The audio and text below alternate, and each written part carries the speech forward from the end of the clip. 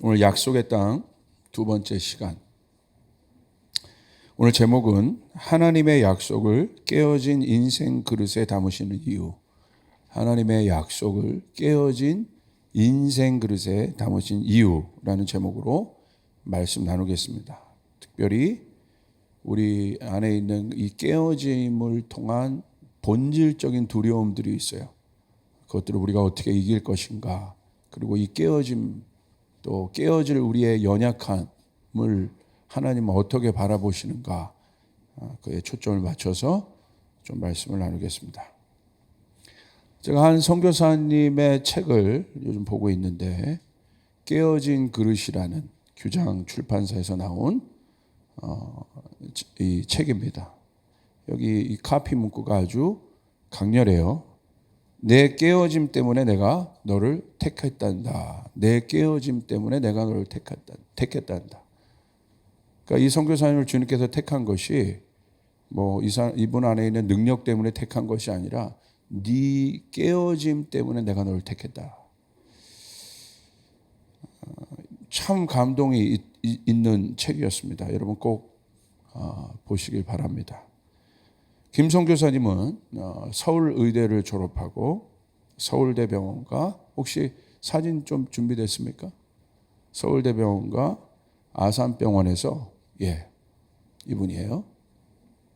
일하던 중 에티오피아 의료 선교사로 부름을 받았습니다. 이런 그의 헌신적 결정에 많은 사람들이 다음과 같이 조언했다고 합니다. 완전 엘리트 코스를 밟으신 분이잖아요. 서울의대 나와서 서울대병원, 아산병원에서 어떻게 보면 세상에서 성공하신 분이죠. 젊은 의사로 한국에서 역할도 적지 않으니 교수가 된 후에 커리어를 더 쌓고 선교사로 나가라고 주변에서 말했어요. 맞는 말이죠. 이것도 우리도 이런 말들을 들을 때가 있어요. 다 맞는 말이에요. 여기서 커리어 쌓고 그 다음에 선교사로 나가라. 선교사로 나가지 말라는 얘기 아니지 않습니까? 맞는 얘기예요. 여러분 그때 어떻게 하시겠어요? 자, 하지만 전 한국에서 의사로 일하는 삶이 행복하지 않았어요. 교수가 되고 5년, 10년이 지난 후에는 선교를 하러 나갈 영성조차 남아있지 않을 것 같다는 생각이 들었죠. 그래서 시작했어요. 이분 아내가 이렇게 또 인터뷰를 했습니다.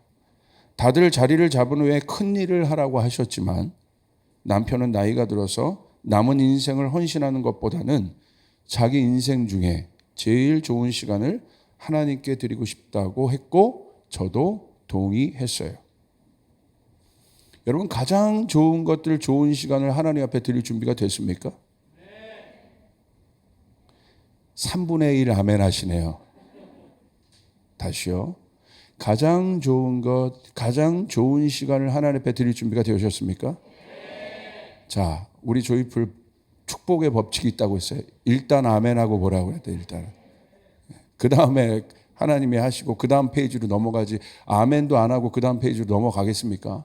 일단은 한 페이지 넘어가야 될 거 아니에요. 그 다음에 그 다음 페이지에서 하나님이 나누시는 거지. 어떻게 하지? 날 가장 좋은 시간 뭐. 절대 하나님이 그분 안 쓰신다니까. 그 걱정하시는 분은. 다시요. 질문을 다시 드리겠습니다. 하나님께 쓰임받기를 원하십니까? 그러면 가장 좋은 것, 좋은 시간을 주님 앞에 드릴 준비가 되셨습니까? 아멘. 여기까지. 이런 고백이 담긴 깨어진 그릇이라는 책의 내용이 다음과 같이 기록되어 있습니다. 미래를 내려놓고 아프리카로 떠났다. 하지만 여기가 중요해요. 이제 떠나셨어요. 이 고백은, 이런 간증류의 고백을 우리가 많이 들었고 엄청난 도전입니다. 이것도. 그 엘리트 코스를 내려놓고 그렇게 가셨잖아요. 자, 떠나셨습니다. 하지만 1년여가 지난 즈음 본격적인 사역을 앞두고 파킨슨 병을 얻었다. 외과 의사로서 사망 선고와 같은 진단을 받고 스스로 깨어진 그릇, 찢어진 그물처럼 느껴져 눈물로 기도하던 그에게 주님은 가장 좋은 것으로 지금 주님 앞에 드린 거잖아요. 좋은 시간, 자기의 최고의 능력치가 있을 때 주님 앞에 드렸는데 오히려 그곳에서, 드려진 그곳에서 이분은 어떻게 보면 이 파킨슨 병이 굉장히 어렵습니다. 저희 아버님도 파킨슨 병을 얻으셔서 지금 제가 저희 가족이 그 과정을 잘 아는데 이게 쉽지 않아요. 이게 완치가 없는 병이에요. 그래서 계속 약을 먹어야 되는 병이고 이게 근육이 이게 이게 뭐죠? 이게 경화되는 그런 병이기 때문에 쉽지 않습니다. 그런데 1년 반 정도가 지난 후에 그곳에서 파킨슨 병을 얻은 거예요. 사망 선고죠. 외과 의사가. 그래서 주님은 바로 그때 이렇게 이분에게 말씀하셨다고 합니다. 내 깨어짐 때문에 너를 택했고, 본인이 이제 깨어진 그릇, 찢어진 그물처럼 느끼고 있는 거예요, 지금. 작지만 전부를 드린 내 마음을 받았으니 가던 길을 계속 가라. 이것이 주님의 음성이었어요. 하나님의 사랑으로 에티오피아를 더욱 사랑하며 그 땅을 위해 전적인 헌신적인 삶을 사는 그는 깨어진 그릇과 같은 연약한 우리 인생도 하나님의 손에 들리면 귀 쓰임을 받을 수 있다고 이야기하고 있습니다. 그의 간증이 오늘 우리에게 주는 울림의 포인트가 있어요. 서울 의대를 졸업하고 엘리트 의사가 되어 생명을 살리는 일에 자신을 헌신한 아름다운 이야기는 우리가 종종 들을 수 있어요. 이런 이야기를 들을 때 우리는 이런 생각을 합니다. 대단한 사람이다. 저런 사람이 헌신하니 역시 다르네. 멋있다. 그리고 저런 이야기는 나와 다른 이야기로 생각해요. 도전도 받지만 저런 분이니까, 저렇게 쓰임 받으니까 하나님 참 놀랍게 쓰시네. 우리는 그렇게 생각을 할 때가 있어요. 또 많은 사람들이 그런 생각들을 하고 있는 것 같습니다. 그런데 김성교사님의 이야기는 하나 더 깊은 곳으로 들어가고 있어요. 한순간 더 깊이 들어가는 지점이 바로 우리의 마음을 멈추게 하는 지점이에요. 바로 이 아름다운 헌신을 한 선교사님의 사역에 1년도 되지 않아 파킨슨 병을 얻었다는 것. 하나님은 왜 그러셨을까요? 온전한 그릇으로, 영향력 있는 그릇으로.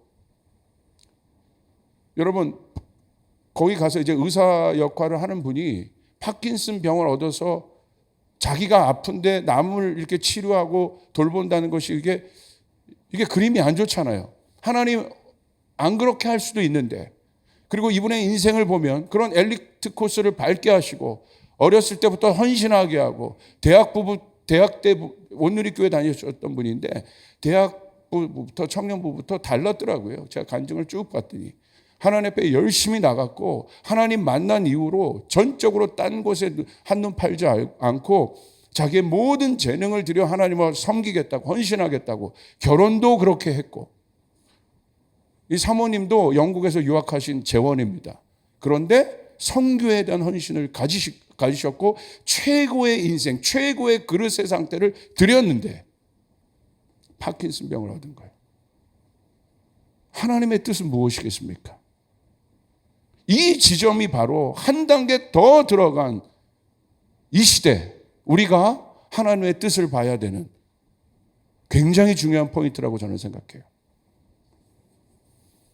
왜 하나님은 온전한 그릇, 완벽히 준비된 그릇을 사용하셔도 되는데 그 육신을 또 깨어진 그 그릇으로 만들어서 사용하시는가? 이 부분이 궁금합니다. 여러분의 인생도 마찬가지입니다. 하나님 왜 나를 온전하게, 나를 더 능력 있게 하셔서 내 사업도 더 축복하셔서 내가 더 부자가 되어서 세상 사람들에게 능력을 주는 그 위치에서 그렇게 하나님 앞에 영광을 돌리고 싶은 분들이 많아요. 맞아요. 그것도 맞아요. 그런데 한 단계 더 깊은 차원의 도전을 이분의 간증을 통해서 전 보고 있고, 이 간증이 이 한 단계 더 깊은 차원의 하나님의 마음을 지금 우리는 읽어야 돼요.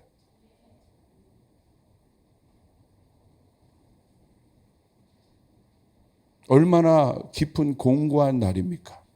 얼마나 어려운 날입니까? 얼마나 힘든 날입니까? 그래서 이분이 한국에 오셔서 몸이 안 좋으셔서요, 열심히 이제 파킨슨병을 운동을 해야 합니다. 그래서 운동을 하셨어요. 아침에 나가서 이렇게 운동을 하는데, 산책을 하는데 비가 막 쏟아지는 거예요. 비가 막 쏟아지니까 이게 어떻게 합니까? 일기예보는 비 안 온다고 그랬는데 비가 막 쏟아진 거예요, 갑자기. 그래서 이분이 그 옆에 있는 숲이 있었대요. 숲으로 이분이 들어간 겁니다. 숲으로 들어갔더니 숲이 얼마나 우거졌는지 비가 내리지 않더래요. 거기서 비를 덜 맞은 거죠. 뭐 아예 안 내렸겠습니까? 비는 오는데 그 숲에서. 근데 갑자기 그곳에서 그렇게 있는데 주님께서 그런 음성을 주시더래요. 집에 안 돌아가도 좋다. 지금 숲에 있는 거잖아요. 숲에 있는데도 지금 뭐 지나가다가 지금 비가 온 거예요. 숲에 갔는데 지금 비를 안 맞은 거예요. 그럼 보통 사람도 빨리 집에 가야 된다고 생각하는데 그 속에서 하나님 막아주신 거예요. 그러니까 이분이 그걸 간증을 한 거예요. 집에 안 들어가도 좋다라는 하나님의 음성을 들은 거예요.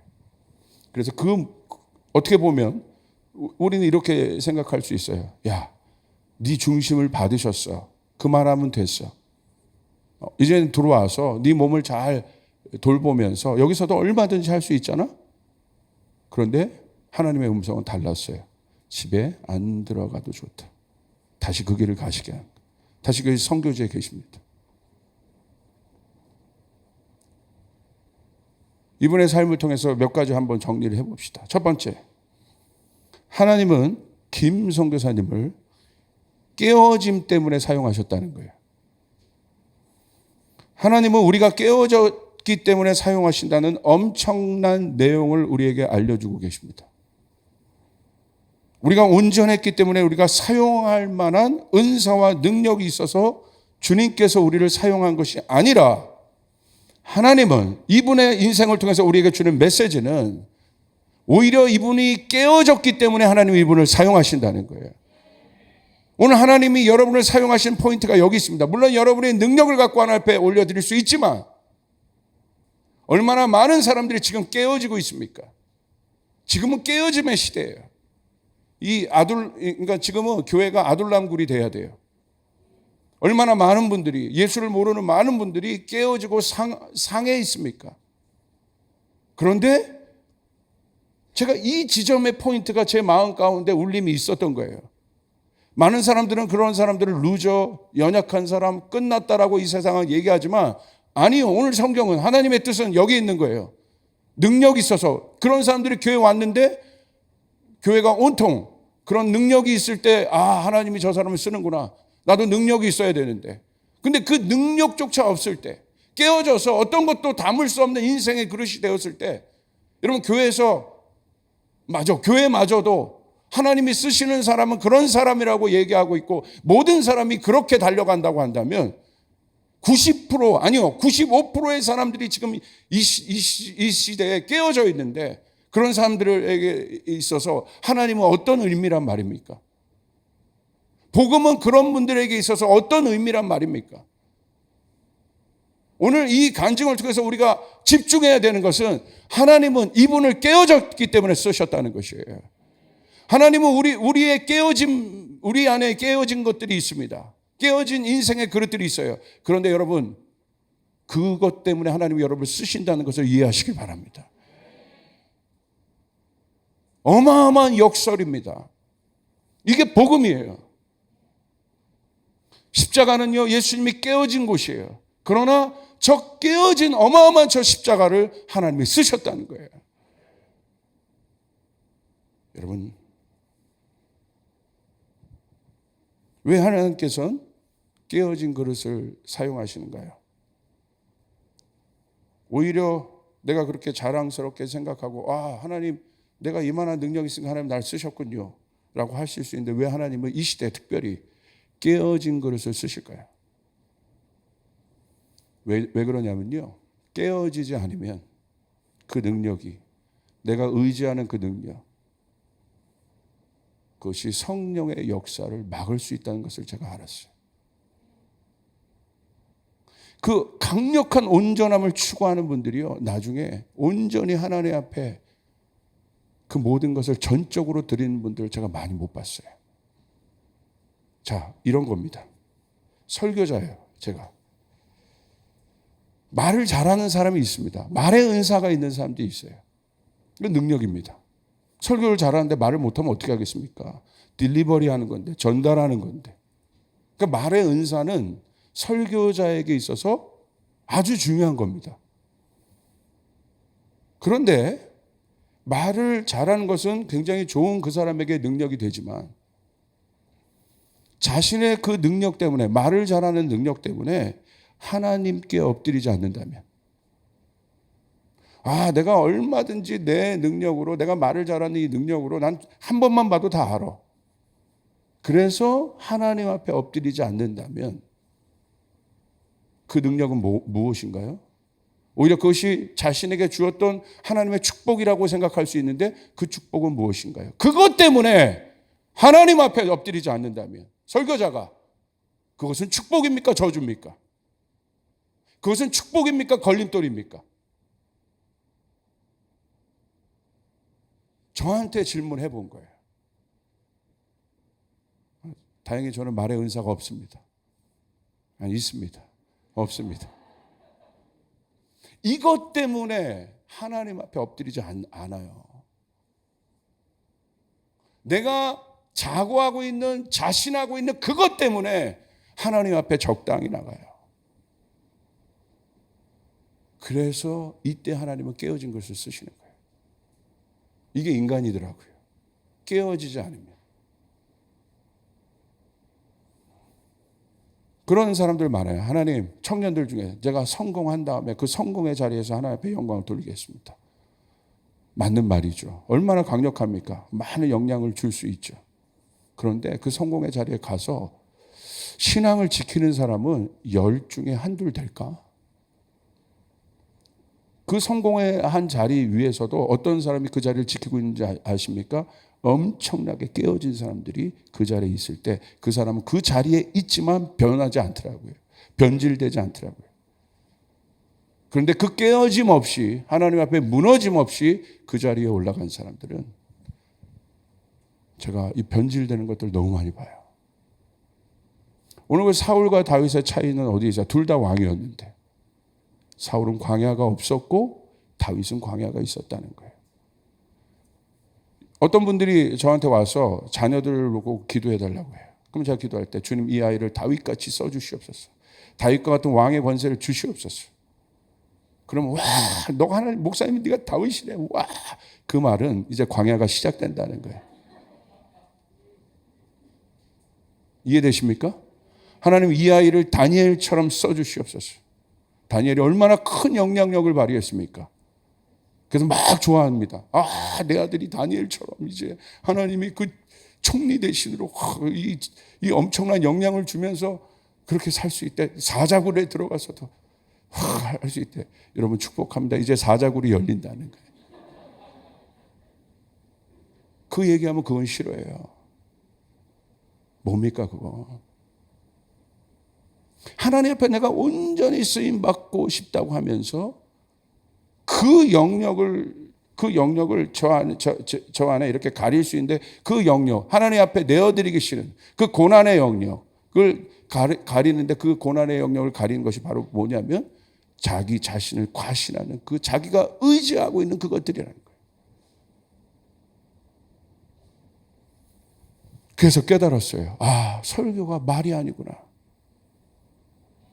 아멘. 말 잘하는 사람은 세상에 많아요. 예배자도 마찬가지입니다.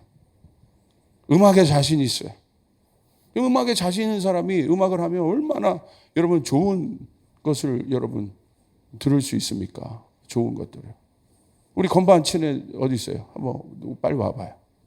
빨리. 정경간사 올라와. 빨리 와봐. 음악의 힘을 제가 보여드릴게요. 빨리 올라.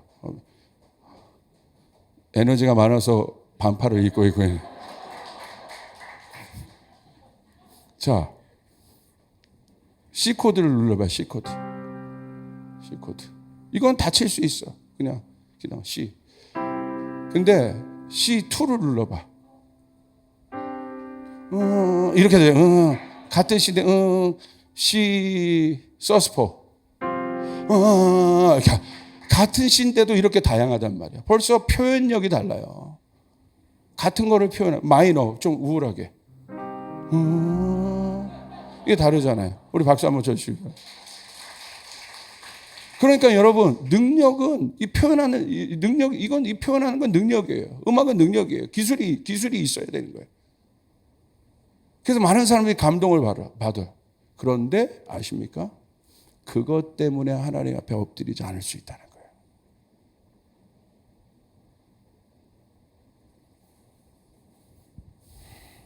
여러분, 깨어짐의 비밀이 있습니다. 깨어져야 엎드립니다. 할렐루야.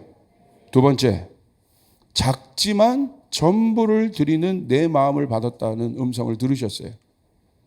하나님이 김성 교사님을 사용하신 이유는 작지만 전부를 드린 겁니다. 이게 포인트예요.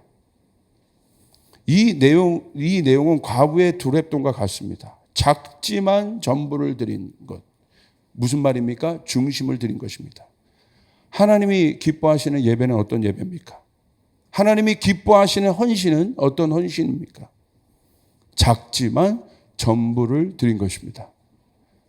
영적인 원리의 핵심은 양이 아니라 퀄리티예요. 질이에요. 질은 본질에 관한 것입니다. 많은 군중을 통해 하나님 나라가 전파된 것이 아니라 작지만 전부의 삶을 드린 제자, 소수의 제자들 통해서 하나님 나라가 확장되었다는 것을 성경은 말하고 있습니다. 여러분 잘 보세요. 이건 무슨 말인가? 부자 남편이 있어요. 예를 들어 여러분이 부자 남편이랑 결혼했어. 이 남편이 얼마나 능력이 있는지 수천만 원짜리 다이아. 이건 여러분 엄청난 귀한 거잖아요. 수천만 원짜리 다이아를 눈 하나 깜짝 안 하고 사줄 수 있는 사람이에요. 할렐루야! 깜빡하지 않고 사줄 수 있어요. 여러분 얼마나 좋을까요? 얼마나 좋을까요? 수천만 원 그 귀한 것을 눈 하나 깜짝 안 하고 사줄 수 있다면.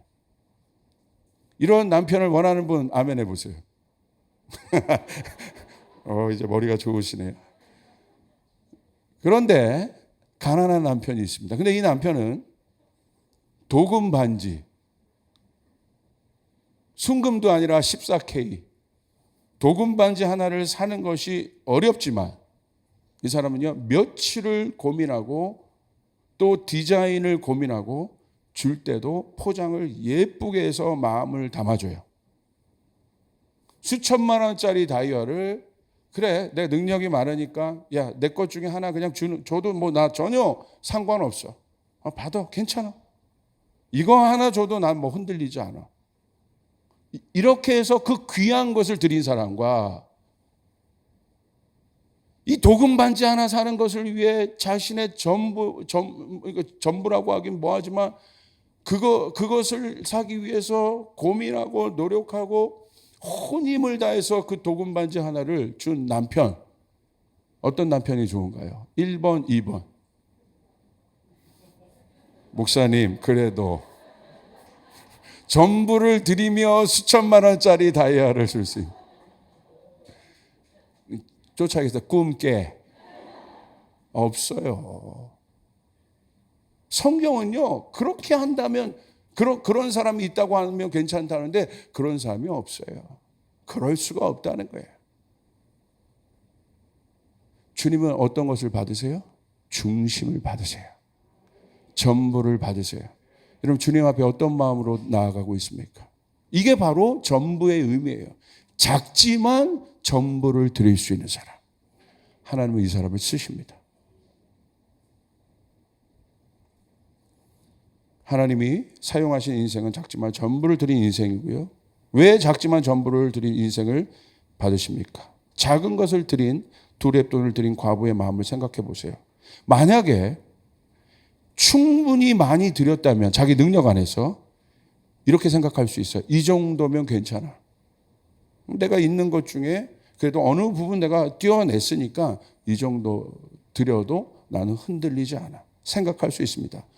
스스로 괜찮다고 생각하는 그 마음이 바로 자기 의의가 될 수 있어요. 그 마음이 하나님의 부르심을 막을 수 있어요. 그런데 작지만 전부를 드린 사람은 이것 말고 드릴 것이 없는데 이것이라도 받아주셨으면 얼마나 좋을까. 이 마음이 바로 어떤 마음이에요? 겸손의 마음이에요. 은혜를 아는 마음이에요. 이것이 바로 사랑이에요. 내가 있는 것 중에 하나 그냥 띄워줘서 하나 드린 게 아니라 전부를 드렸는데 또 전부를 드리고 싶고 더 드리고 싶고 이 사람을 하나님이 쓰시는 거예요. 할렐루야. 작지만 전부를 드릴 수 있는 결단과 용기가 있는 사람.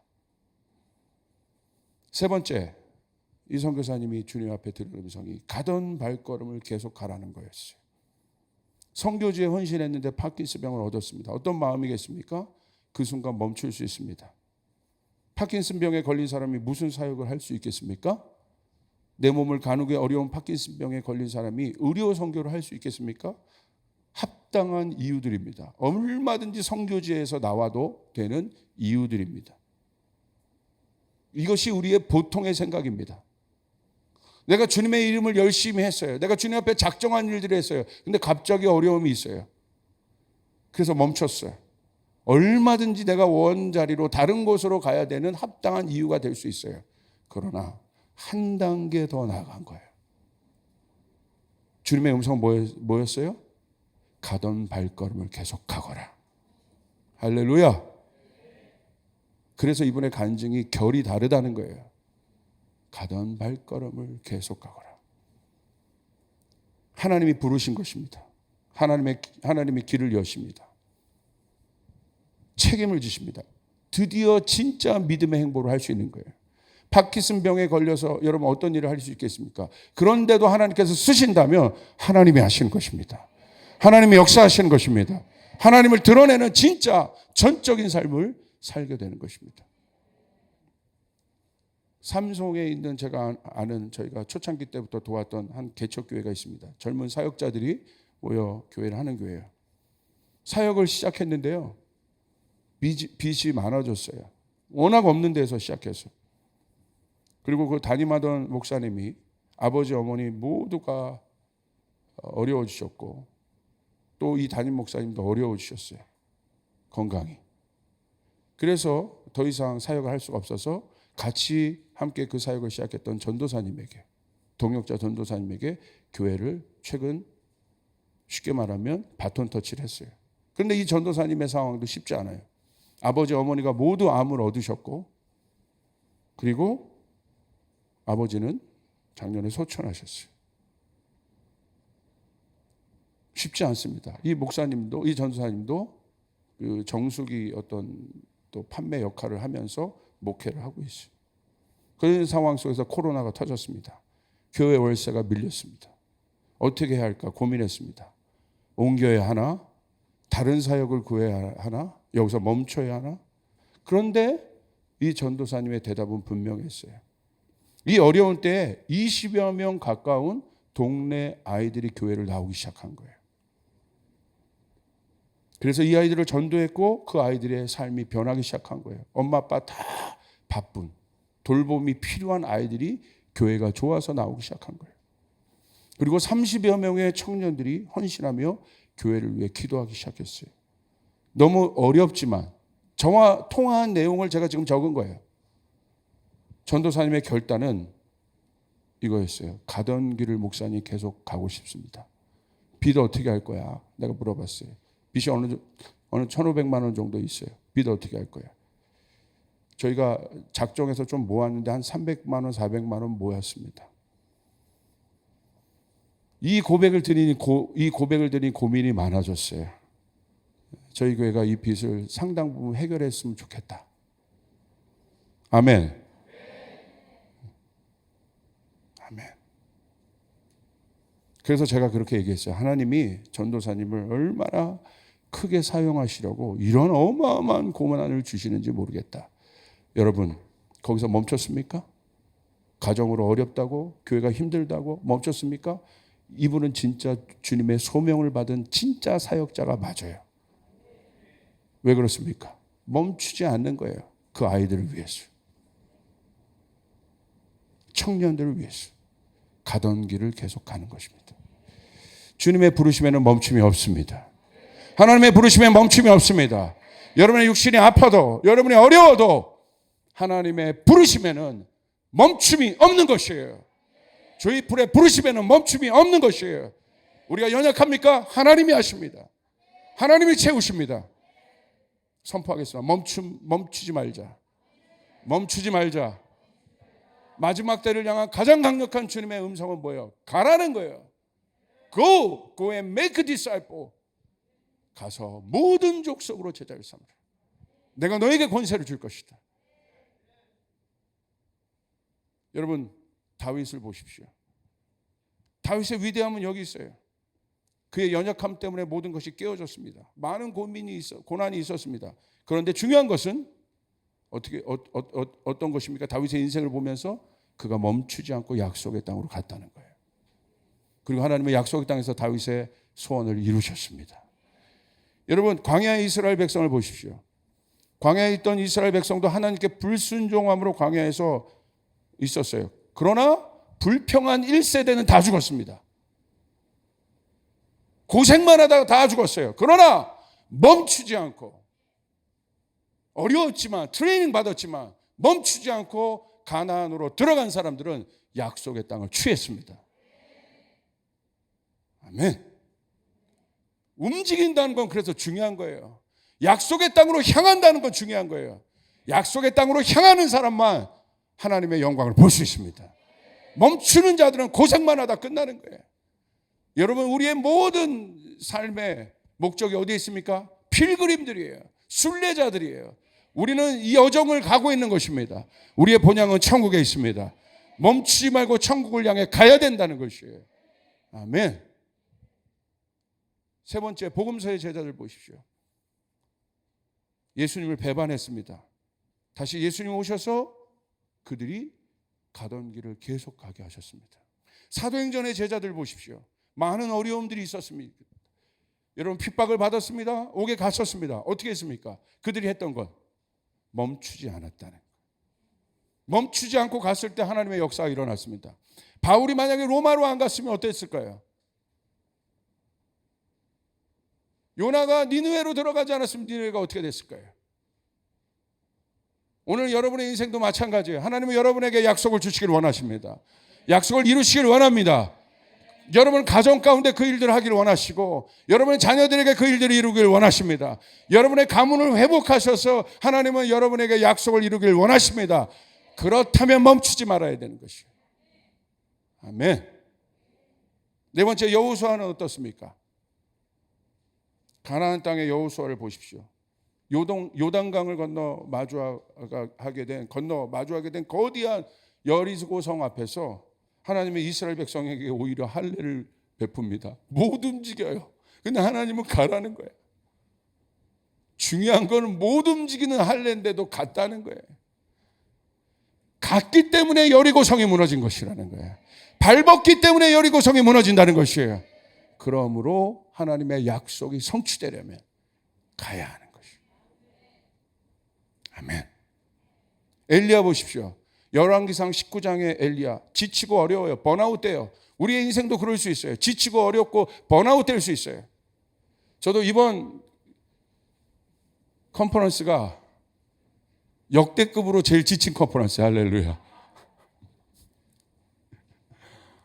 기본 3시간씩 말씀을 전하십니다. 아멘. 힘들더라고요. 이제 육신의 힘도 진짜 빠지더라고요. 제가 이렇게 힘든데 우리 저보다 나이가 많으신 어르신들은 어떠셨겠어요? 목사님 왜 그 연약한 거 나를 비교하세요? 그런 눈으로 보시는 분도 있지만, 그 다음에 또 직장 가시는 분들. 그런데 우리가 그랬어요. 엘리야도 그랬어요. 번아웃 된 거예요. 그런데 어떻습니까? 하나님이 엘리야를 회복하셔서 가던 길을 가게 하십니다. 호렙산에 다시 가셔서 사명을 다시 한번 주십니다. 엘리야가 움직였기 때문에 호렙산에서 하나님의 음성을 들었다는 거예요. 가던 길을 가야 합니다. 공통점은, 이 모든 사람들의 공통점은 하나님이 부르셨다는 것이고 사명이 있다는 것입니다. 여러분에게 질문합니다. 사명이 있는 자는 절대 멈출 수 없습니다. 사명이 있는 자는 절대 멈출 수 없습니다. 사명이 없기 때문에 멈추는 것이요, 사명이 왜 없냐? 말씀을 안 읽기 때문에 사명을 모르는 거예요. 성경에 우리에게 주신 사명이 있어요. Great Commission이 있어요. 모든 족속으로 제자를 삼으라. 이것에 응답하는 여러분 되시길 바랍니다. 이것에 응답하시는 여러분 되시길 바랍니다. 멈출 이유가 없습니다. 충성되게 하나님은요, 빠르게 가고 화려하게 가고 능력 있게 가는 사람을 찾는 것이 아니라, 하나님 누굴 찾는 줄 아세요? 속지 마세요. 빠르게 화려하게 능력 있게 하나님 앞에 드리겠다. 언제 하나님이 그걸 바라세요? 할 수 있어서 그렇게 하면 좋은 건지, 그게 목적이 된 사람이 너무 많단 말이에요. 여러분, 다윗이 언약궤 갖고 올 때 얼마나 화려하게 능력 있게 언약궤를 여러분 맞이했습니까? 엎어버리시잖아요, 하나님이. 내가 그 화려함을 바랬냐고. 2만 명의 예배팀을 준비했는데 그 예배를 엎어버리시잖아요. 낙원의 타작마당에서. 그리고 다시 가르치세요. 말씀대로 걸어가길 가르치세요. 주님의 뜻대로 걸어가기를 가르치세요. 그 사람이 예루살렘에 들어갈 수 있는 것이에요. 아멘. 하나님께 쓰임받은, 약속의 땅은 아무에게 열리지 않아요. 그 사람에게. 약속의 땅은 열립니다. 여러분, 영화에 보면 그런 거 있잖아요. 누가 그 비밀의 문을 들어가요? 아무나 들어가는 게 아니에요. 그 자격이 있는 사람. 우리에게 있는, 여러분에게 이미 자격이 있습니다. 여러분에게 이미 열쇠가 있습니다. 쫓아가서 나에게 천국의 열쇠가 있다. 예전의 열쇠들은 꺼내서 돌렸어요. 근데 지금의 열쇠는 어떤 열쇠냐? 여러분의 구약의 열쇠는 그 열쇠를 집어서 하나님의 약속을 잡아서 열었단 말이야. 그래야 열리는 거예요. 하늘문도. 그게 예배예요. 그 형식대로. 근데 신약에 오셔서 그리스도가 열쇠가 되어주셨고 그분의 영이 우리 안에 거했습니다. 그러므로 여러분 돌릴 필요가 없어요. 여러분이 열쇠인 거예요. 여러분이 가면 자동문이 열리게 되는 것이에요. 믿으시길 바랍니다. 그런데 자동문 어떻게 열려요? 가야 열리죠. 가야. 내 안에 열쇠가 있는지 없는지 어떻게 알아요? 저게 자동문인지 아닌지 어떻게 알아? 가봐야 열리는 거예요.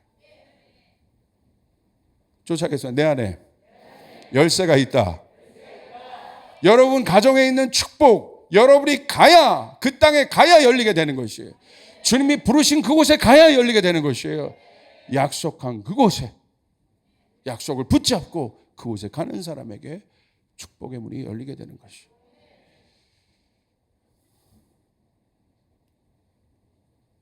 깨어진 그릇 안에 담긴 비밀이 있습니다. 하나님은 왜 깨어진 그릇을 사용하실까? 이 이유 때문이에요. 인간 안에 있는 가장 큰 두려움은, 우리 안에 있는 가장 큰 두려움은 뭔지 아세요? 깨어짐에 대한 두려움이에요. 이건 본질적인 거예요. 깨어짐은 아픔이에요. 상처입니다. 깨어짐을 좋아하는 사람은 없습니다. 왜 바벨탑을 높이 올렸겠습니까? 홍수의 상처 때문이에요. 바벨탑은 인간의 모든 능력이 집대성된 곳이에요. 왜 올렸겠어요? 왜 인간이 이렇게 아둥바둥 열심히 기술 개발해서 살겠어요? 깨어짐을 알아요, 인간은. 인간의 본능 안에, 죄의 본능 안에 깨어짐이 얼마나 무서운 걸 알아요. 그래서 여러분 어떤 역사학자들은, 인류학자들은 그것을 도전과 응전으로 풀어냈지만 사실은 표면적인 해석이고, 항상 인간의 역사는 도전과 응전으로 여러분 발전해 왔습니다. 도전될 만한 것에 응전해서 계속 그렇게 그 실패를 통해서, 전쟁 같은 건 깨어짐이죠. 그런 전쟁과 아픔과 실패가 그 다음 단계 인류의 문명을 발전시켰어요. 인류학적으로, 문명학적으로, 인류 문학적으로 그렇게 볼 수 있으나 아니요, 우린 더 깊은 것을 봐야 돼요. 왜 바벨탑을 올렸을까? 그렇게 그 다음 단계 기술이 그렇게 막 개발이 될까? 어디까지 기술이 개발될까? 왜 그런 줄 아십니까? 그건 본질적인 거예요. 왜 바벨탑을 높이 올렸겠습니까? 이유는 하나입니다. 창세기 11장 4절. 또 말하되 자 성읍과 탑을 건설하여 그 탑 꼭대기를 하늘에 닿게 하여 우리 이름을 내고 온 지면에 흩어짐을 면하자. 이것 때문이에요. 흩어져 봤기 때문에. 저도요, 때로는 공동체에 대해서 제가 굉장히 열심히 하는 마음이 있는데 이게요, 제 가정이 깨어져 봤었기 때문에 제 안에 그 부분이 있어요. 근데 이 부분이 주님 안에서 변화되지 않으면, 주님 안에서 다른 것들로 변화되지 않으면 이것이 저의 역기능적인 어떤 것들이 될 수 있는 거예요. 난 옛날에 깨어졌기 때문에 이제는 나는 절대 그럴 수 없어. 절대 안 돼. 그럴 수 있는 거죠. 그런 삶을 살 수 있는 거예요. 다른 누구보다도 막 공동체성이 막 강하고 막 더 결집하고 하나 된 걸 강조하고 그럴 수 있는데 그것이 예전의 상처로부터 와서 그럴 수 있다는 거예요. 근데 이것이 주님 안에서 변화되지 않으면 무서운 게 되는 거예요. 능력이 아니라 다른 것들이 되는 거예요. 여러분, 그래서 여러분, 인간은 그 능력을 가지려고 합니다. 그래서 그것들을 극대화시켜요. 그게 바벨탑이에요. 왜 능력을 극대화시킵니까? 흩어짐을 면하기 위해서, 깨어짐을 면하기 위해서. 그래서 그 자리에 갑니다. 자, 그 자리에 드디어 갔습니다. 바벨탑을 완성했습니다. 내가 원하는 그 자리에 드디어 올라갔습니다. 진시 황제가 그렇게 했습니다. 여러 권력자들이 그렇게 했습니다. 두려움이 사라집니까? 내가 원탑이 됐어요. 드디어 원탑이. 원탑이요, 제일 두려움이 많은 자들이에요. 왜? 이제는 올라갈 데가 없는 거야. 내려올 길밖에 없는 거예요. 올라갈 데가 차라리 있으면 안 두려워요. 올라가면 되니까. 그런데 올라갔어. 더 이상 볼 게 없어요. 그 속에서 그 원탑들이요, 세상의 권력과 경제와 정치의 원탑들이 가장 강력하게 두려움을 갖고 있어요. 왜? 이젠 내려오는 길이. 수많은 자들이 또 위로 치고 올라오고 있어요. 얼마나 두렵겠습니까? 경제적으로 성공한 사람들 보십시오. 드디어 그 자리에 가는 사람들 보십시오. 사람 믿는 분 제가 많이 못 봤어요. 사람 안 믿습니다. 자기를 믿지. 하나님의 형상이 깨어진 인간이 만든 세상의 뿌리는 두려움입니다. 인간의 힘으로 재편된 세상이기 때문에 이런 경쟁 사회 속에서 깨어짐은 곧바로 퇴출이며 죽음이에요. 왜 여러분이 깨어짐을 두려워하는 줄 아세요? 하나님을 떠난 인간의 본성이 만든 죄악의 사회가 깨어진 자를 사람 취급하지 않아요. 퇴출입니다. 물건만도 못 여기게 하는, 절대 그런 사람들의 인격을 존중하지 않아요. 이 사회가. 약육강식의 사회예요. 이게 사단이 만든 세상이에요. 니무롯이 만든 세상이에요. 바벨의 뿌리가 있는 세상이에요. 왜 그렇게 여러분은 자녀들에게 열심히 공부하라고 가르치십니까? 여러분은 아는 거예요. 사회를 경험해 보니까. 야, 능력이 있어야 돼. 능력 없으니까 내가 엄마 아빠가 사회에 나와보니까 다 치이고 욕먹고 무시당하고 너는 그러면 안 되지. 그런 분들 많아요. 너무 아는 거예요. 이 세상이 어떤 세상인지. 사자가 왕권을 빼앗긴 사자가 폐물된 사자들이 있더라고요. 젊은 사자에게 왕권을 빼앗아. 쓸쓸한 그 모습이 우리 안에도 있어요. 그런데 성경에서의 깨어짐은 역설적으로 자신의 존재 안으로 하나님이 들어오는 것입니다. 하나님 어디로 들어오십니까? 그 깨어짐 안으로 우리 하나님이 들어오셨다는 거예요. 하나님이 이 세상에 예수 그리스도를 왜 보내셨겠어요? 우리가 깨어질 그릇, 연약한 그릇이기 때문에 예수 그리스도를 보내셨다는 것이에요. 우리가 깨어질 그릇이 아니면 하나님이 오실 필요가 없는 것이에요.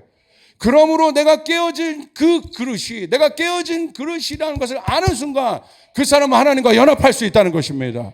바벨탑을 믿고 있는 한, 바벨탑이 그 안에 있는 한 세상의 경쟁에서 그 사람은 자유할 수 없어요.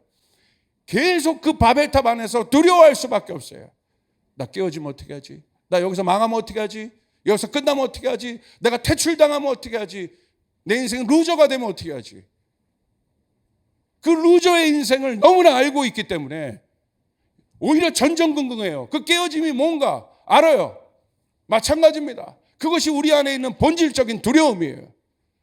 이 두려움에서 여러분은 자유하려면 이 깨어짐이 자랑이 돼야 됩니다. 이 깨어짐 안에 하나님이 오실 때 우리 안에 있는 존재적인 두려움이 없어지게 된다는 거예요. 우리 안에 있는 존재적인 두려움이 없어지게 된다는 것이에요. 그래서 예수님이 오신 것이에요. 예수님이 나에게 오신 이유는 내가 능력이 있어서 구원받을 만한 어떤 자격이 있어서 오신 것이 아니라 내가 깨어질 그릇이기 때문에, 나 혼자 내 인생을 구원할 수 없기 때문에, 이 엄청난 묶임에서, 이 엄청난 상처로부터 내가 자유할 수 없기 때문에 예수님이 오신 것이라는 거예요. 예수님이 오셔서 우리를 구원하신 것이에요. 전적인 그분의 은혜로 우리를 구원하신 것이에요. 십자가에서 당신이 깨어짐으로 우리의 깨어짐을 받아내신 것이에요. 이게 복음인 것입니다. 그분이 깨어짐으로, 그분이 찢겨지심으로 우리가 나음을 입게 된 것이에요. 그러므로 사랑하는 여러분, 우리는 십자가밖에 자랑할 것이 없는 것이에요. 그분의 깨어짐을 자랑할 수밖에 없는 것이에요. 그분의 깨어짐은 우리의 나음을 위한 것인 것입니다. 아멘. 아멘. 여기서 이 복음, 이 십자가 중심의 복음을 듣지 않으면 여러분, 예수 믿으면서도 두려워한다니까. 하나님 앞에 전적인 삶을 드릴 수 없어요. 자발적인 영이 나오지 않아요. 율법에 묶인 두려움에 갇힌 신앙생활을 하게 되는 거예요. 여러분, 자유하시길 바랍니다. 자유하시길 바랍니다. 이 두려움에서 나오시길 바랍니다. 깨어져도 걱정하지 마시길 바랍니다. 깨어졌기 때문에 아버지가 보이는 거예요. 깨어졌기 때문에 예수 그리스도가 보이는 것이에요. 이게 복음인 것이에요. 이게 복음이에요. 여러분, 이사야서 6장 5절 8절 보십시오. 이게 마지막 말씀이에요. 우리 한번 같이 읽겠습니다. 그때 내가 말하되 화로다 나여 망하게 되었도다. 나는 입술이 부정한 사람이요 나는 입술이 부정한 백성 중에 거주하면서 만군의 여호와이신 왕을 배웠음이로다 하였더라. 그때 그 스랍 중에 하나가 부젓가락으로 제단에서 집은 바 빈 숯을 손에 가지고 내게 날아와서 7절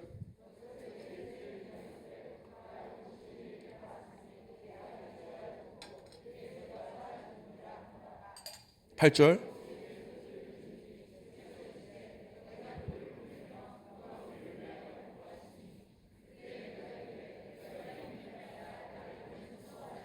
잘 보십시오. 이 말씀이 너무 중요합니다. 이사야서 6장이 너무 중요해요. 하나님의 영광을 드러낸, 본격적으로 영광을 드러낸 말씀이 성경에 많지 않아요. 하나님의 영광을 드러내신 거예요. 계시록에도 있고, 여러분 변화산에 있었고, 하나님의 영광이 친히 드러내신 장면이 많지 않아요. 하나님의 영광을 친히 드러내신 거예요. 하나님의 영광을 드러내셨는데 어마어마한 하나님의 존재를 보이신 거예요. 이사야가 본 겁니다. 천사들이, 6날개 가진 천사들이 눈으로 가리고 발을 가리고 날고 창하여 가로되 그분이 거룩하다고 예배해요. 여러분, 우리의 목적이 하나님의 영광을 보는 것 아니겠습니까? 하나님의 영광 안에 있는 것 아니겠습니까? 영광은 승리란 말이에요. 예수 믿으면 여러분 영광의 면류관이 여러분 가운데 마지막 가운데 씌워지게 되는 것이에요. 최후 승리자가 여러분이라는 거예요. 그게 영광이에요. 영광. 우리는 루저가 아닙니다. 패배자가 아닙니다. 마지막 때 하나님이 여러분의 손을 들어 올릴 것입니다. 영광 가운데 가게 하실 것입니다. 할렐루야! 할렐루야! 이전 영광과 비교할 수 없는 영광을 보게 될 것이에요. 자, 그 영광을 보이셨단 말이에요. 그럼 어떻게 해야 될 것 같아요? 와, 영광을 보았다. 이야! 이러겠습니까? 오늘 이사야의 반응은 뭡니까? 화로다 나는 망하게 되었도다. 이게 정상적인 반응이에요. 여기서 하나님의 일은 시작됩니다. 화로다. 내 안에 있는 그 죄의 본성으로, 아담의 깨어짐으로 나와 있던 그 원죄의 본성이 우리 안에 있습니다. 이게 우리에게 두려움을 주는 거예요. 야, 하나님 그렇게 온전히 믿지 마, 올인하지 마, 신뢰하지 마. 하나님 그런 분 아니야. 그 의심, 그 원죄가 의심인 거예요. 그것이 우리 안에 있는, 그것이 우리를 믿음대로 살지 못하게 하고 결단하여 나가지 못하게 해요. 그게 죄의 뿌리입니다. 자, 보세요. 그럼 이게 해결이 돼야 되잖아요. 내 안에 이렇게 또아리 틀고 있는데 그 자아가, 이 자아를 직면해야 되는데 이 자아가요 저 깊숙한 곳에 있어요. 웬만해선 드러나지 않아. 그래서 적당히 살면 이 자아도 가만히 있어요. 그런데 적당히 사는데 드는 두려움들이 있잖아요. 행복해도 두려운 거, 성공해도 두려운 거, 탑에 올라가도 두려운 거, 이게 해결이 안 되는 거예요. 그러면 그 자아를 올려야 돼요. 그게 내 모습이라는 거야. 그 자아를 내가 볼 수 있어야 되는 거예요. 그때 하나님의 역사가 일어납니다. 오늘 그 자아가 언제 보입니까? 하나님 앞에 섰을 때 보이게 돼요. 하나님의 영광 앞에 섰을 때 보이게 되는 거예요. 화로다 나는 망하게 되었다. 제가 여러분에게 고백했죠. 2020년 저는 반전이라고 선포했지만 진짜 반전은 내 안에 있는 두려움이 이렇게 많은지 몰랐고, 내가 이렇게 믿음이 없는지 몰랐고, 내 안에 이렇게 근심이 많은지 몰랐고, 내 안에 이렇게 걱정이 많은지 저도 몰랐어요. 한 번도 그 자아를 제가 직면해 보지 못했는데 2020년에 여러분 몰랐어요. 제 안에 그렇게 많은 두려움이 있는지 몰랐어요. 목사님은 두려움 없을 것 같은데 아니요. 어머 저 겁쟁이에요. 겁보 쫄보 진짜예요. 말만 여기서 사자같이 하고 뒤에 가서 하나님 뭐 제가 여러분 그래요. 제가 그런 존재 봤어요. 오히려 하나님의 영광을 선포하며 나가는데, 그래서 말씀 전하는 것조차도 두려워요. 그래서 여러분 주님 앞에 엎드리지 않을 수 없는 거예요. 옛날에는 엎드리지 않고 전할 때도 있었어요. 할렐루야. 이상하게 저를 쳐다보시면 안 되고, 물론 기도했지만 그렇게 지금처럼 막 두려움으로 하나님 앞에 선 적이 없단 말이에요. 말씀을 준비하고 어저께도 여기 엎드려서 한참을 기도했어요. 주여 주여 주여, 나는 할 수 없습니다. 난 깨어진 그림입니다. 나는 하나님의 말씀을 전할 수 없습니다. 하나님 도와주셔야 합니다. 하나님 능력을 주셔야 합니다. 하나님 나는 아무것도 할 수 없습니다. 내 능력이 아닙니다. 하나님의 능력이 임하게 도와주시옵소서. 오늘 부족한 종이 말씀을 전할 때 역사가 일어나게 도와주시옵소서. 하나님의 영광을 보게 하여 주시옵소서. 나는 망한 존재입니다. 나는 망한 존재입니다. 나는 더러운 그릇입니다. 나는 부정한 그릇입니다. 이사야의 그 고백을 제가 하고 있더라고요. 얼마나 기도를 하고 갔는지 집에 딱 갔더니 목이 갑자기 너무 아픈 거야. 목이 왜 이렇게 아프고 재채기가 나고 왜 이렇게 힘들지? 알고 보니까 카페터에 얼굴을 대고 기도했거든. 카페트 좀 여기 청소기를 한번 밀어주시기 바랍니다. 얼마나 여기다 대고 이거 했는지 먼지를 제가 다 빨아들인 거예요. 인간의 반응이 바로 이 모습이 어떻게 보면 사단이 정죄할 수 있는 모습이고, 거봐 이사야 너는 더러운 놈이야. 너에게 그 원죄의 뿌리가 있고 너는 더러워. 너는 하나님 앞에 설 수 없어. 이사야가 그렇게 고백하죠. 나는 망하게 되었도다.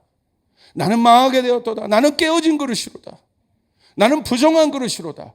하나님이 어떻게 하십니까? 천사를 보내서 제단 숯불 위에 그 거룩한 숯불을 이사야의 입술에 대므로 뭐라고 하십니까? 네 죄를 내가 사했도다. 네 죄를 네가 사했도다. 이사야가 스스로 나올 수 없는 그 존재적인 두려움에서 하나님께서 나오게 하신단 말이에요. 여러분 하나님 앞에 영광 앞에 서야 됩니다.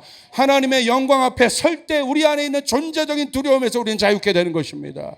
그 존재적인 두려움에서 우리는 자유케 되는 것이에요. 그래서 없어도 이 사람은 자유한 것이고 있어도 이 사람은 자유한 것이고 흔들리지 않는 사람이 되는 것이에요. 능력에 따라 왔다 갔다 하지 않습니다. 없어도 만족할 수 있고 있으면 감사할 수 있고. 아멘. 아멘. 아멘.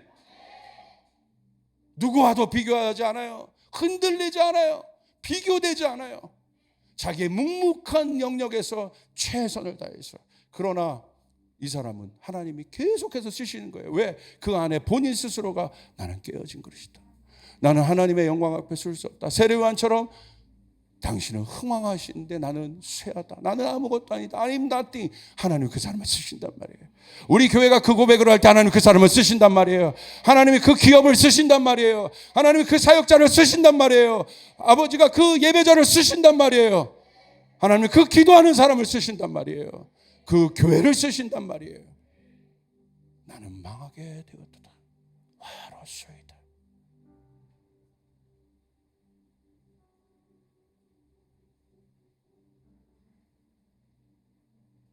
이 고백을 하는 게 두려운 거예요.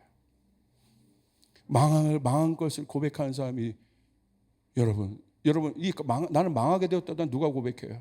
만약에 어떤 정치가가 있으면 이제 검찰 수사망이 다 좁혀온 거야. 이제 끝난 거야. 그 와서 얘기해. 너 끝났어요. 이 미리 아는 거야. 나 망하게 되었다. 끝났다. 내 인생 끝났다. 사단이요, 우리의 목줄을 잡고 거기까지 몰고 가요. 그 두려움의 목줄을 잡고 우리를 거기까지 끌고 가요. 여기서 자유하는 법은 주님의 영광. 그냥 우리는 하나님 앞에 설 뿐인데, 그곳으로 나갈 뿐인데 하나님께서 우리를 자유케 하시는 거예요. 우리를 사하시는 거예요. 그리고 고백합니다. 누가 나를 위하여 갈고. 그때 이사야가 고백합니다. 주님, 제가 여기 있습니다. 나를 보내소서. 이건 어떤 겁니까? 하나님, 나 보세요. 하나님 이렇게 축복 많이 받고 이런 능력이 있고 우리 교회 보세요. 하나님 쓰실 만하시죠? 다 쓰세요. No. 주님, 하나님의 은혜 아래 나는 깨어진 그릇이지만, 나는 부정한 그릇이지만 하나님 이런 그릇이라도 쓰신다면 드리겠나이다. 나를 받아주소서. 나를 받아주소서. 그때 눈물이 나오는 거예요. 그때 눈물이 나오는 거예요. 그때 아버지를 만나는 거예요. 그때 나를 품으시고 나를 이해하시고 나를 회복시키시고 나를 용납하시고 나를 세우시는 아버지의 절대적인 사랑 앞에 서게 되는 거예요. 내 재능 아무것도 아닙니다. 하나님 쓰시옵소서. 내 재산 아무것도 아닙니다. 하나님 쓰시옵소서. 내 능력 아무것도 아닙니다. 하나님 쓰시옵소서. 나 같은 자도 하나님 쓰시겠습니까? 이렇게 두려움이 많고 이렇게 근심이 많고 이렇게 걱정이 많은 오만하고 불순하고 교만한 나를 쓰시겠습니까? 하나님 말씀하시는 거예요. 그래서 너를 쓴단다. 그래서 너를 쓴단다. 그래서 내가 너와 함께 할 것이다. 하나님께서 누구를 보내시겠습니까? 이 마지막 때에 저 열방에 지친 영혼들을 향하여, 우리 주변에 지친 이웃들을 향하여 누구를 보내시겠습니까? 자, 나 봐봐. 이 하나님 믿으니까 이런 고지에서 내가 축복받았지. 봐봐. 너희도 그렇게 될 거야. 아니라니까요. 더 깊은 곳으로 들어가. 이건 아무것도 아니야. 그냥 나에게 주신 것뿐이야. 나의 모든 것은 주님께 있어. 내가 하나님의 은혜 없이는 여기 올 수 없었어. 하나님의 축복 없이는 올 수 없었어. 그 하나님이 너와 함께, 그 하나님이 너를 일으킬 거야. 그 하나님이 너를 세우실 거야. 네가 깨어졌기 때문에 하나님이 너를 찾으실 거야. 아멘. 하나님이 그 사람을 씁니다. 마태복음 5장 4절에 애통하는 자의 복이 있습니다. 애통하는 자는 복이 있나니 그들이 위로를 받을 것이며. 하나님을 보면요, 지금은요 애통하는 자의 복의 시대예요. 제가 이 말씀을 놓고 쭉 묵상하는데 이번에 우리 사모님 오셔서 설교할 때 애통하는 시대 너무 컨펌이 됐어요. 맞다. 근데 여러분 왜 애통합니까? 내 거 없어서, 내 거 날라가서? 아니죠. 하나님 앞에 내가 그렇게 살 수 없었던 자인데 그런 나를 하나님이 받아주신 거예요. 검은 나를 신부로 받아주신 거예요. 그 눈으로 세상을 보니까 마음이 아픈 겁니다. 그 눈으로 내 과거를 보니까 마음이 아픈 겁니다. 애통하는 거예요. 그런데 그 애통함의 복이 뭡니까? 하나님이 위로할 것이다. 하나님이 위로할 것이다. 지금은 위로가 필요한 시대입니다. 하나님의 위로가 필요한 시대입니다. 저도 하나님의 위로가 필요해요. 제가 막 애통해서 화로다 난 망하게 되었다 울고 있는데 하나님 오셔서 위로하시더라고요. 책망하시는 것이 아니야 지훈아. 나는 너의 그 고백을 사랑해. 나는 너의 그 연약함을 사랑해. 나는 너의 그 깨어짐을 사랑하고 나는 너의 가정의 그 깨어짐을 사랑해. 그 마음으로 아픈 자를 보듬고 내 마음으로 가난한 자를 품고 묶인 자를 자유케 해주겠니? 누가 나를 위하여 갈고? 그때 당당하게 드는 것이 아니라 주님, 제가 여기 있습니다. 저 먼 발치에서 자신 있게 손든 것도 아니라 주님, 제가 여기 있습니다. 나를 보내소서. 오늘 그 고백을 하시는 분들이 저희 교회에 많습니다. 주께서 위로하실 것입니다. 그렇게 달려가신 여러분, 천국에서 영원한 위로를 받게 되실 것이에요. 여러분, 애매한 고난 가운데 있는 분, 주께서 위로의 문을 활짝 여셔서 우리 조이풀 교회 성도들은 가는 곳마다 위로의 역사가 일어나게 될 것이에요. 치유의 역사가 일어나게 될 것이에요. 회복의 역사가 일어나게 될 것입니다. 애통하는 자는 복이 있나니 그들이 위로를 받을 것이며. 기도하겠습니다.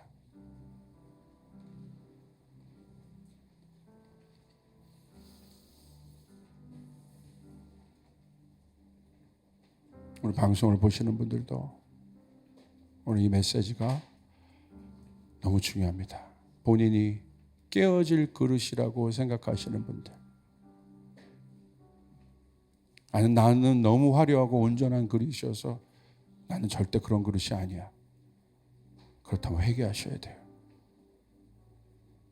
예수님이 이 땅에 깨어질 그릇으로 오신 거예요.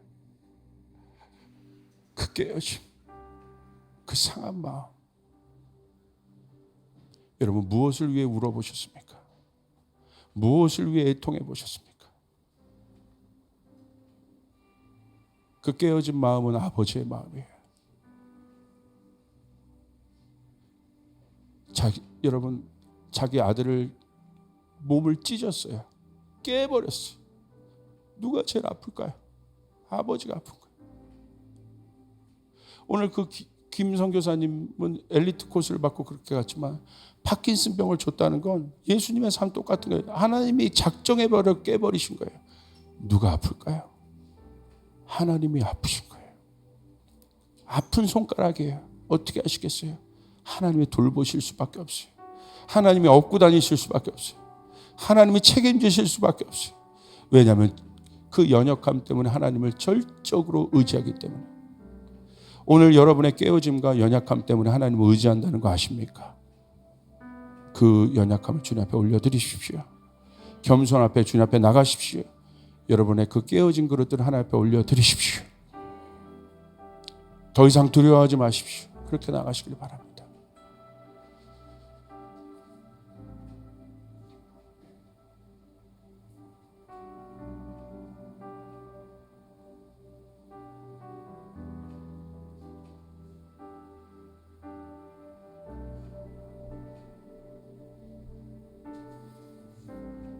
그 두려움에서 네가 자유케 되길 바란다. 그 두려움에서 네가 자유케 되기를 바란다. 너는 나의 약속을 받은 자라. 너는 나의 약속을 받은 자라. 반드시 너는 그 약속의 땅에 갈 자라. 나의 약속을 너를 통해서 이룰 자라. 내가 너를 위하여 나의 모든 것을 깨었다. 이제 내가 너에게 능력을 주어 가는 곳마다 온전케 되는 역사가 일어나게 되리라. 회복되게 되는 역사가 일어나게 되리라. 여러분은 이렇게 고백하십시오. 주님, 제가 여기 있습니다. 저를 사용하여 주시옵소서. 부족한 저를 사용하여 주시옵소서. 하나님 안에 제가 쓰임받게 도와주시옵소서. 그 깨어짐으로부터, 그 두려움으로부터 내가 나옵니다. 내가 자유합니다. 그 자유함이 필요한 분들은 주님 앞에 기도하기 시작하십시오. 주님의 이름 한번 부르며 우리 기도하며 나갑니다. 기도하겠습니다.